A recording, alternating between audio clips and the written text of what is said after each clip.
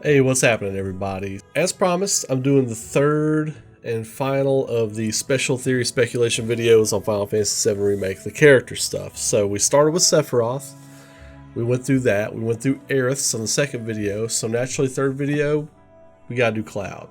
Cloud's the one that I think I have the big theory on that I haven't seen a lot of people talking about. And I want to say this one for last because I want to make sure I get this one exactly how I want to put it, understand? So I spent a little extra time on this one. So just theory crafting and whatnot. But real quick, I want to give a shout out to two of my patrons on Patreon, Brian T and Katie. Thank you all so much for the support. Katie's a newer patron. Brian's a patron who's been around for a little bit. I want to give a shout out to you all. Also, if you all are digging the content that I've got going out right now, appreciate it. Make sure you subscribe to the channel, click a bell so you know when I got all new stuff coming. I've got daily videos coming. They won't all be Final Fantasy VII Remake, but a lot of them will be because I've still got a lot of stuff I want to talk about this game. I've still got some gameplay stuff I'm going to be putting up. So anyway, let's get to it. Cloud in Final Fantasy VII in general has like a lot of mystery surrounding him as a character. Compound that with the mysteries that are brought about in Final Fantasy VII Remake, and you've got a really kind of complicated, complex character. So a lot of the early questions in Final Fantasy VII are, how does Cloud get to where he is? And that's a question that still stands in Remake, right? So it's like, how does he get up with Avalanche and everything? It's not super clear on that. Tifa runs into him at a train station, but between what happens with Zack in the confrontation with Shinra and then Cloud waking up like, what happens? Also, how does Cloud survive his time in the life stream? Like, after the Northern Cave, after the Northern Crater and all that in OG Final Fantasy VII. And this all leads into the bigger point about Remake that I'm going to get into. So just we're going to get there. We're going to get there. It's going to take a couple minutes. We're going to get there. How does he survive being in the live stream all that time? You could say, yeah, modifications on his body, soldier, S cells from Genova and all that kind of stuff, experimentation. But even a soldier first class couldn't have survived that kind of exposure. Even the doctor's like, I have no idea how he survived all that high level exposure to Mako and being in it for so long. And even after being deemed a failure by Hojo and his experimentation and all that kind of stuff, Cloud still manages to become the hero. So we're going to dig into those three little points, and then we're going to get into the big reason why I think Cloud is so special and the big twist with him in Remake. Alright, so Cloud being found at the train station by Tifa. We know that's where she runs into him. He wasn't quite himself in OG Remake, and she even says that she found him and asked him to come with her and kind of do this job for Avalanche and everything. Okay, so I'm going to make these points real quick so I can get to the bigger point. We have no idea why Cloud was put there. He wasn't planted there or anything like that. Hojo doesn't remember him. Even President Shinra's like, oh, you're a soldier. They have no idea of any kind of covert experiment or anything like that to plant Cloud with Avalanche. None of them have any idea about what this guy is. My theory on what happened with Cloud is, I think he was deemed a failure and they were going to dispose of him, and he escaped. He got away and he ran to the train station. Now, who else ran to the train station when they were trying to escape Shinra but didn't make it? Infalna, Aerith's mother, Aerith's biological mother. That's where Elmira found Aerith and her dying mother. The same spot. The same spot where Tifa found Cloud and he was unconscious and passed out. The train man was trying to wake him up. It's like, poor kid. And then Tifa finds him. Elmira and Aerith were on the steps. But in Remake, they're beside the steps where Cloud was in OG Final Fantasy VII. Now remember that. Remember that. I believe one of two things or both are going on with Cloud. And this could be a big reveal about the character, his fate, and what is going to become of him in the remake. Hojo made a point in Remake to say that he categorized every piece of tissue, bone marrow, hair, and it went into gross detail about categorizing and collecting Aerith's mother and keeping her in like mason jars or whatever you want to call it, you know, her cells. He has her cells. The time matches up that he could have had all of her cellular data broken down as cells, just like having Genova cells having Infalna cells. What if Hojo used Infalna's cells, cellular DNA, and experimented on Cloud with that? He would have had her categorized and broken down to a cellular structure way before Cloud and Zack were captured. The time matches up. Cloud could have Infalna's cells in him.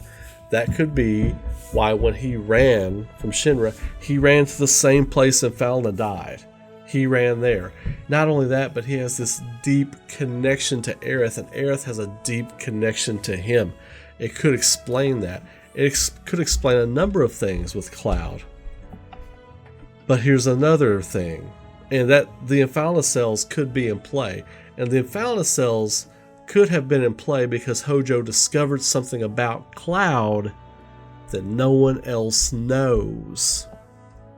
And that could be that Cloud is a descendant of the Cetra as well. Not as pure as Aerith. Aerith is only half-blood. Cloud could be like an eighth or a quarter. I would guess maybe a quarter if I were putting this theory out there to the test. That would explain how he could survive being in the life stream. That would also explain how, despite being a failed test experiment and everything, he still has this will to go on. And if Infalna's cells were used in Cloud, that could also explain why they decided to use her cells on him. You know, Hojo could have been like, oh, he's got his cellular DNA looks like there are markers of the ancients in here. Let's try and use Infalna's DNA or her cells and see what happens, and see if we can make a Cetra out of this guy. You know what I mean? Not only that, but it goes deeper. It goes much, much deeper. So Cloud is having hallucinations in Final Fantasy VII Remake before the Whispers show everybody there at the end of the game. He's having visions of the future. He's having visions of things that haven't happened yet. And if you're like me and you think that everything is on a cyclical timeline, and there's just time looping over, repeating itself with minor changes here and there, but nothing like, you know, changing the course of destiny or whatever. Like, you know, this guy had a burger to eat this day, and then the next day he's actually in another country and he has a burger to eat there. That kind of stuff is inconsequential to the destiny of the planet. These characters are very consequential to the destiny of the planet. So if you take that into consideration, Cloud, it's not the experimentation messing with Cloud. It's not Sephiroth's genes messing with Cloud's head. It's not anything like that. The planet is trying to commune with Cloud. The planet is trying to be like, hey, let's converse. Even though a watered down version, you are descendant of the Cetra.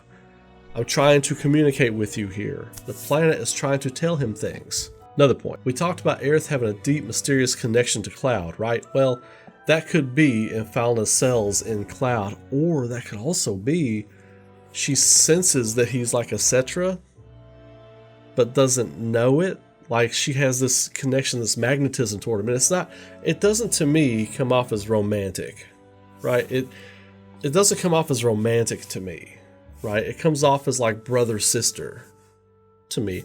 Cloud and Aerith almost have like a brother-sister friend relationship, which in many ways can be deeper than a romantic I'm meant for you, you're meant for me relationship, right?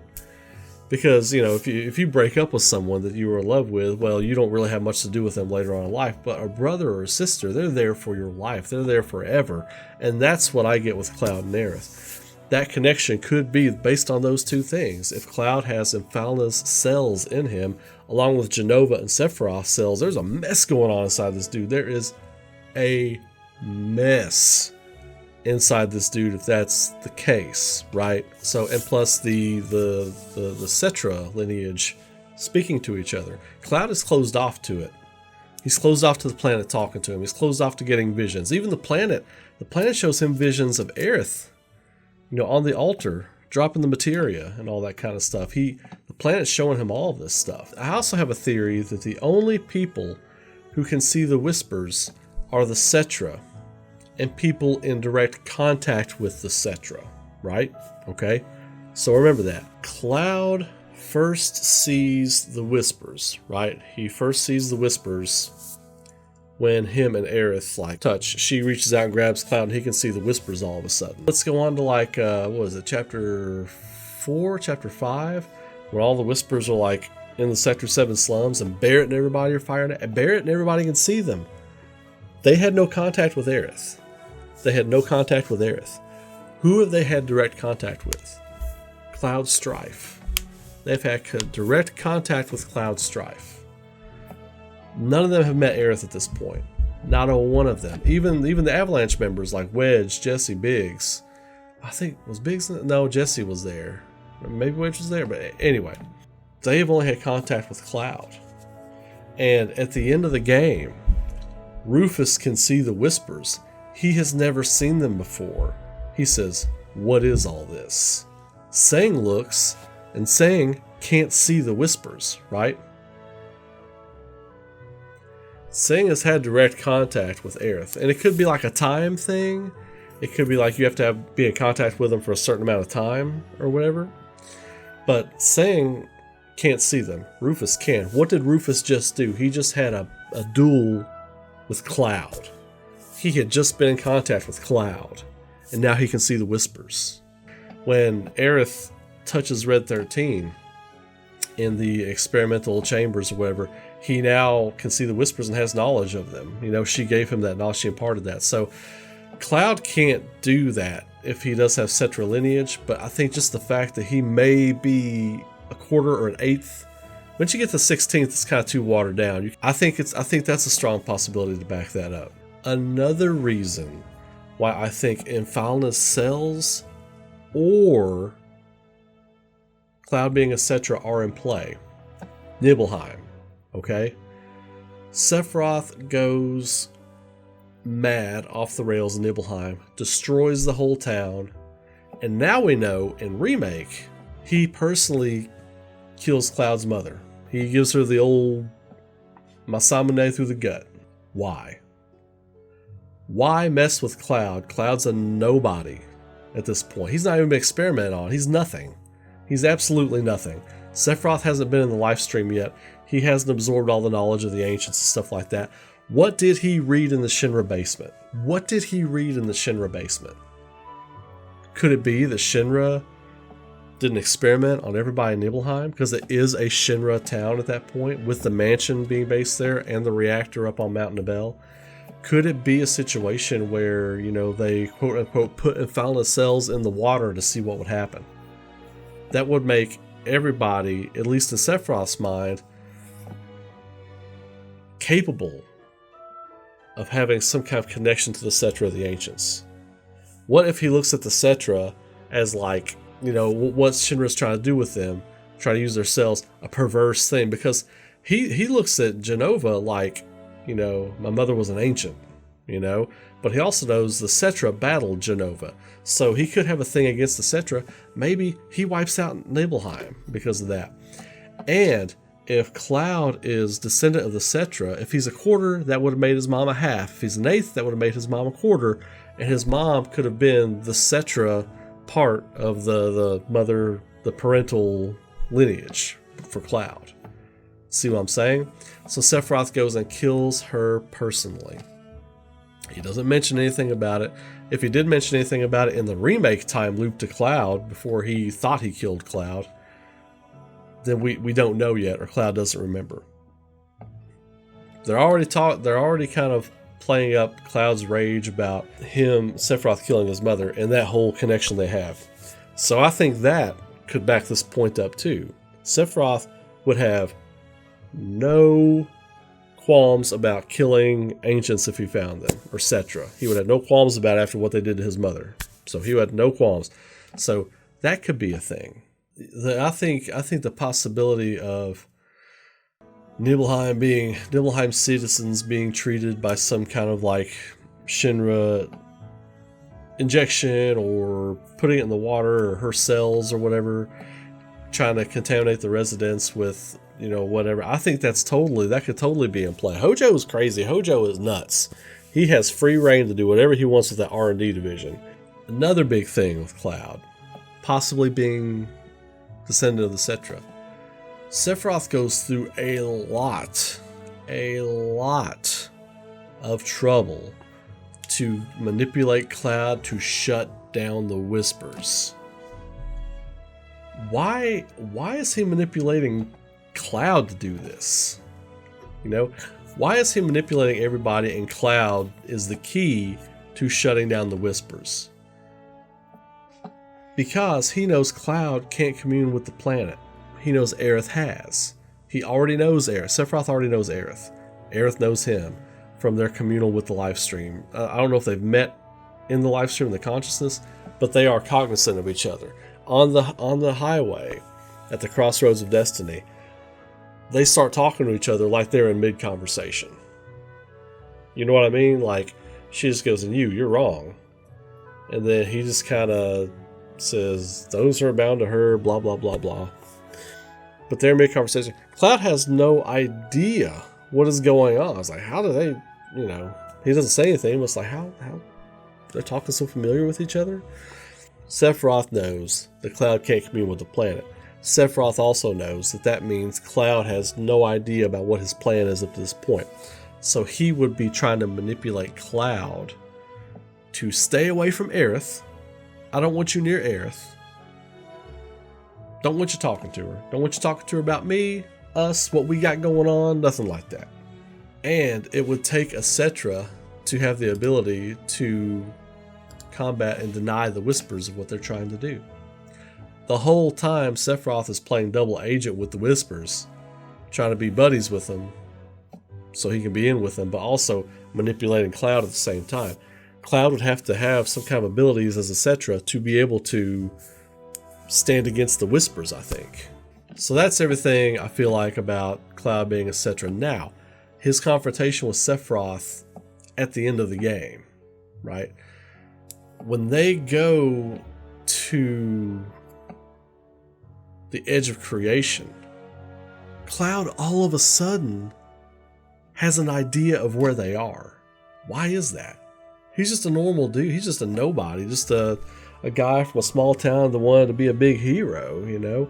And now all of a sudden, he's like, this is, you know, before he can finish, Sephiroth goes to the edge of creation. Sephiroth almost has like this tone in his voice where he's like, oh, you finally get it.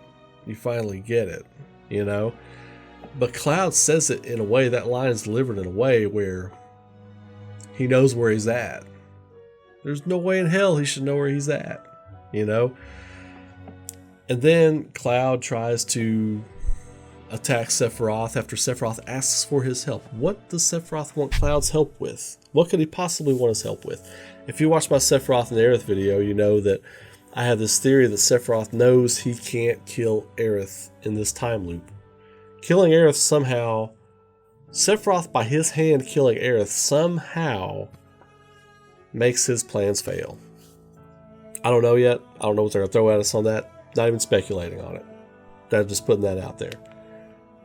He wants Cloud for two things, I think. In OG Final Fantasy VII, Sephiroth tried to make both those things happen at the same time. He needs Cloud to help him get the black materia, because that's still in play. Sephiroth still needs the black materia for what he wants to do. Summon Meteor. He still has to do that. And he wants Cloud to kill Aerith. He wants Cloud to be the one to kill Aerith. Right there, you know? And we even get a view, a taste, an image of what the black materia would look like when they're getting ready to battle Sephiroth inside the Crossroads of Destiny. He's absorbing all that black energy, and you know, you could say that's whispers being drawn to him, or it's symbolic of the black materia. I think it's both. I think it's both, right? And I also have a theory on that right there. I think that could be the whispers and the planet being like, this son of a bitch betrayed us. Sephiroth betrayed us. We're gonna show all of you what he wants to do. We're gonna show all of you all what his real plan is. Go get this bastard. Go take this bastard out. I think that is the planet showing them what Sephiroth wants to do after the planet has been betrayed by Sephiroth, basically. Like, look, the jig is up. This is what he really... We just now saw it. We've just now seen it. We just now saw this, what he wants to do. Stop him. Now, we're out of the game. We are now out of the game. Y'all gotta stop him. So... And throughout the battle, Sephiroth's still trying to harness the power of the whispers, and they keep, like, trying to leave him, and he keeps pulling them back in, you know, during the different stages of fights or whatever. So that's my take on that. But Cloud tries to get Sephiroth with Omni Slash at the end of the game. He's going in. Cloud is like, he's on a different level now, right? He's moving so fast. He's like doing a Shunpo. If you watch Bleach, he's doing Shunpo. He's running back and forth. He's like doing these different tactics, spinning backwards and everything like that. And Sephiroth keeps catching it. And so then Cloud comes in for what seems like might be the beginning of Omni Slash right there. And Sephiroth stops him. He's just like, not yet. Not yet. Sephiroth is already beyond Cloud. Cloud should have in theory been able to stop him right there, because I think that was supposed to be the juxtaposition between that and OG Final Fantasy VII, the ending of that. Because even came down the spirit tube and all that stuff, the setup, the little shots back and forth with them posed with their weapons. Cloud couldn't hang. He couldn't hang. He wasn't even in that fight. Sephiroth wasn't even... Cloud was trying everything he could to get the drop, and Sephiroth was just blocking him. Why? Because Sephiroth has already seen all this. He's already seen it. Through the live stream, through the different time loops being recorded within the essence of the live stream. He's been there for all these years. He's absorbed it. He knows it. And Cloud is the key for Sephiroth. So Cloud, by the end of Final Fantasy VII Remake, Cloud could be the most important character in this game, and not Aerith. As it stands right now, Aerith, she's the most important character in all of Final Fantasy VII. Cloud could be at the end, though, especially if it turns out he is a descendant of the Cetra. So, there you have it. That is my big Cloud theory. Hope you all enjoyed that. I had a lot of fun doing these 3 videos. This one ran longer, but I knew it was going to, because I knew I had to put some work into this one. So, to really drive what I wanted to say home. And all those points and all this other stuff, and Faunus cells, they made a point to tell the player, the person watching the story, that Faunus cells are registered there at Shinra HQ. Like they do have her cellular DNA and stuff on file. In a very grotesque, horrifying way, he tells Aerith, Hojo's he's a funny pepper. He's a funny pepper. But anyway, if you all enjoyed that, I got more stuff coming. Throw a like on that video if you would. Subscribe to the channel, click the bell so you know when I got new stuff coming. Daily videos on the way from me. Daily videos. Like I said, not all Final Fantasy VII Remake related, but you will be getting daily like gaming and entertainment videos and animation and stuff like that from me. So anyway, hope you all enjoyed those. I had a lot of fun delivering those for you all. So keep rocking. Thank you all for stopping by my channel. I really appreciate all the support. I love it. Follow me on twitch.tv/RayKaufman for when I go on and stream. And you all have a great day. Be safe out there. Be good to each other. And I'll catch you all next time. See you around.